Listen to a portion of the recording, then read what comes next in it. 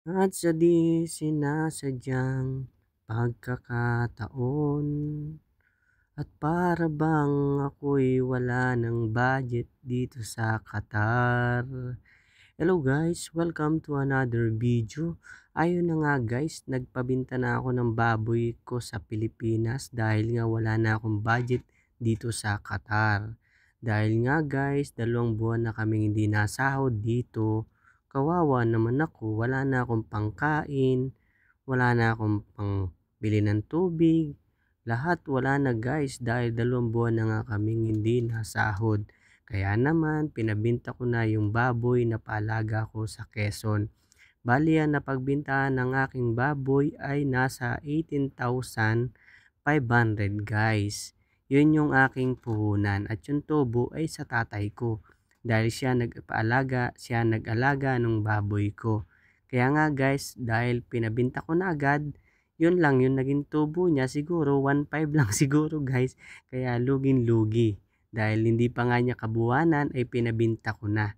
Hindi ko na rin inalam kung ilang kilo yung napagbintahan. Basta sabi ko, send nyo na lang yung may matera sa akin. Ayun nga guys, dahil sinend nila sa akin sa GCash, siyempre wala naman tayong pagkakas-aton dito. Kaya transfer ko sa aking savings account sa Pilipinas. Kaya subukan nating mag-withdraw dito sa Qatar kung pwede. Charot, alam ko nang pwede dahil habang ginagawa ko itong record na ito ay nakapag-withdraw na ako. Gusto ko lang guys i-share sa inyo na pwede pala yun. Charot, pwede palang mag-withdraw guys gamit ang ating savings account dito sa Qatar. Ipakita ko sa inyo kung magkano magiging palit at kung magkano magiging charge dito. Ayan, yung mga nasa Qatar dyan or nasa mga Middle East na wala ring budget at wala ng pera dahil nga hindi pa sumasahod, ako yun. Yan, sana all hindi pa sumasahod. Ayan guys, dito nga pala ako dumadaan pag ako'y pumapasok.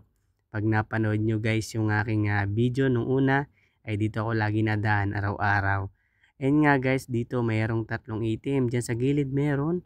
At doon tayo sa drive-thru dahil gamit natin ang ating big bike scooter. Kaya doon tayo sa drive-thru mag-withdraw.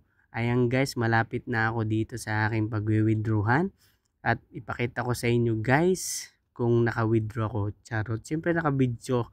Siyempre naka-withdraw ako guys. Papakita ko lang sa inyo. Ayan guys, ang magiging palit pala dito guys. Pag nag-withdraw kayo sa ATM gamit ang inyong savings account ay naabot guys ng nasa 18, 1 real. At ang charge niya guys ay 16 real. Dahil nga guys, yung aking 18,500 ay ang na-withdraw ko lang guys ay wala nyo guys. Charot. Ang na-withdraw ko lang guys ay nasa 1,000 real lang guys ang aking na-withdraw dahil hindi na kayang i-withdraw pa yung total. Pero meron pa guys akong natirang balance na nasa 1,600.